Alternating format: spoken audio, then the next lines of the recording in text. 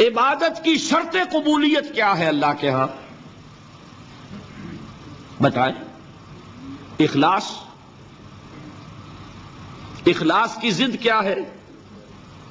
ریاکاری۔ ریاکاری کیا ہے؟ شرک۔ البتہ اس کے لیے حضور نے لفظ شرک خفی استعمال کیا ہے، اس لیے کہ یہ نیت کا معاملہ ہے، نظر نہیں آ رہا۔ کسی نے گردن جھکائی ہے تو نظر آ رہی ہے، کسی نے کسی کو پکارا اللہ کے سوا تو سن لیا آپ نے۔ یہ تو ہے نا وہ شرک کے جو جلی ہے۔ قبر کو سجدہ کیا نظر آ گیا، بادشاہ کو سجدہ کیا نظر آ گیا، آپ نے کسی کو دعا کی، کسی کو پکارا، سن لیا آپ نے۔ یہ شرک جو ہے یہ ہے وہ خفی جو نظر نہیں آتا۔ حدیث سنیے اور اس معیار پر اپنے آپ کو ناپیے اور دعا کیجیے اللہ تعالی ہمیں شرک سے بچائے۔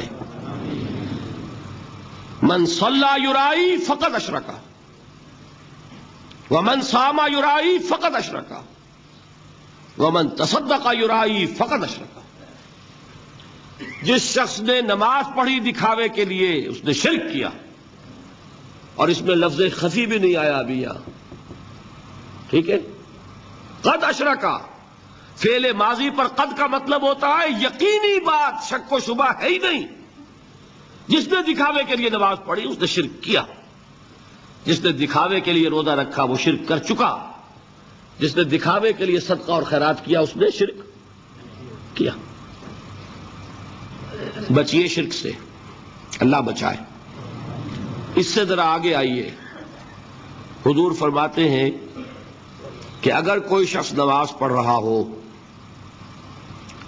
اور جب وہ یہ دیکھے کہ کوئی مجھے دیکھ رہا ہے تو سجدہ طویل کر دے تو یہی شرک خفی ہے۔ یہاں خفی کا لفظ آیا، اور میں اس کا حساب، میں تو الجبرا جانتا ہوں نا، سادہ ہر چیز کو اس طریقے سے سادہ کہ سمجھ میں آ جائے۔